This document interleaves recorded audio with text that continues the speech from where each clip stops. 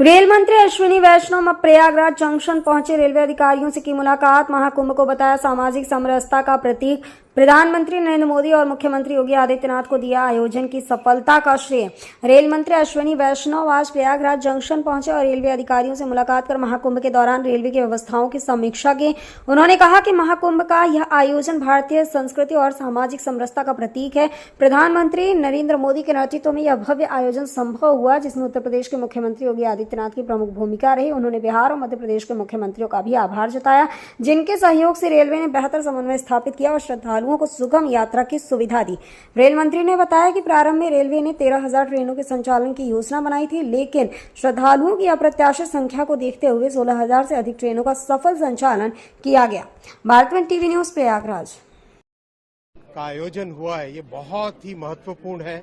सामाजिक समरसता का हमारे भारत में, हमारी सभ्यता में एकता का संदेश है। इसमें मैं धन्यवाद देना चाहूंगा माननीय प्रधानमंत्री श्री नरेंद्र मोदी जी को। उनके नेतृत्व में इतना जबरदस्त आयोजन हुआ। मैं धन्यवाद देना चाहूंगा माननीय मुख्यमंत्री श्री योगी आदित्यनाथ जी को, इतना अच्छा इसमें आयोजन हुआ।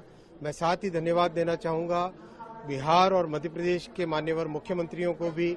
सबके सहयोग से रेलवे ने सबका एक साथ मिलकर एक बहुत क्लोज कोऑर्डिनेशन के साथ काम हुआ और उस क्लोज कोऑर्डिनेशन के कारण जहां हमने 13,000 ट्रेन की प्लानिंग की थी, 16,000 से ज्यादा ट्रेन, 16,000 से ज्यादा ट्रेन चलाई। करीब 4.5 से 5 करोड़ के आसपास श्रद्धालुओं को लेके इसमें संगम में और महाकुंभ के दर्शन के लिए ला पाए।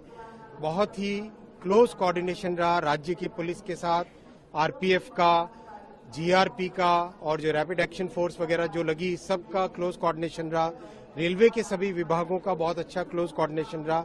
इस पूरे समागम में, इस पूरे महाआयोजन 45 दिनों में कोई एसेट, कभी कोई एक भी लोग को फेल नहीं हुआ, कहीं कोई एक भी दिक्कत नहीं आने दी। इस तरह की मेंटेनेंस की बहुत ध्यान रखा गया और विशेष ध्यान रखा गया कि सब जगह श्रद्धालुओं को प्रधानमंत्री श्री नरेंद्र मोदी जी ने हमेशा हमको ये मार्गदर्शन दिया कि इसको आप क्राउड की तरह न समझें, श्रद्धालुओं की श्रद्धा को समझें और श्रद्धालुओं की श्रद्धा और भक्ति में कैसे हम बढ़ा सके, उनको कैसे सहयोग कर सके, उस भावना के साथ काम करें।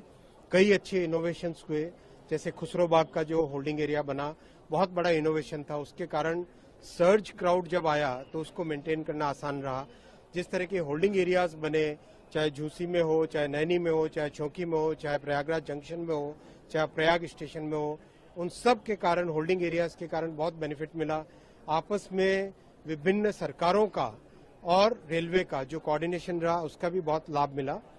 इस सबसे जो सीखने को मिला है, टीम पूरा उसका एक एनालिसिस भी करेगी और किस तरह से रेलवे के जो ऑपरेशंस मैनुअल्स हैं उनके अंदर एक परमानेंट चेंज लाने के लिए भी व्यवस्था करेंगे, जिससे कि आज से जो लर्निंग आई है, इस महाकुंभ से जो लर्निंग आई है, उस लर्निंग को हम देश के हर जगह जहां पर भी क्राउड, जहां पर भी अचानक पैसेंजर्स का सर्ज आता है, उसको हम संभाल सके, उसको ढंग से मैनेज कर सके। सर, इसमें चुनौतियां क्या है और इसका इम्पैक्ट क्या आगे जाएगा? सबसे बड़ी चुनौतियों में एक विशेष ये था, आईएनएस आ जाओ। सबसे बड़ी चुनौतियों में एक सबसे बड़ी चुनौती ये थी कि किस तरह से जो श्रद्धालु रिटर्न जाने वाले हैं उनको इस तरह से कंट्रोल किया जाए, किस तरह से मैनेज किया जाए कि इस स्टेशन पे लाना है या किसी और स्टेशन पे ले जाना है, इस सब का विशेष ध्यान रखा गया और इसका बहुत लाभ हुआ। जैसे मैंने बताया आपको, खुसरो बाग के होल्डिंग एरिया के बना देने से एक सिग्निफिकेंट इम्प्रूवमेंट आया। एफओबीज 12-12 मीटर के जो बनाए, उसका सिग्निफिकेंट इम्प्रूवमेंट आया। जो वॉर रूम बनाए गए हर स्टेशन पे, डिवीजन में, जोन में, रेलवे बोर्ड में, उस वॉर रूम से बहुत अच्छा क्लोज कोऑर्डिनेशन हो पाया। किसी भी फील्ड से जो भी इनपुट आता था, उस इनपुट के ऊपर तुरंत रेलवे बोर्ड से उसका अप्रूवल, कार्रवाई वो करना, उसका एक बहुत बेनिफिट मिला। तो इस तरह की जो चीजें लर्निंग्स आई है, उसका देश भर में लाभ होगा।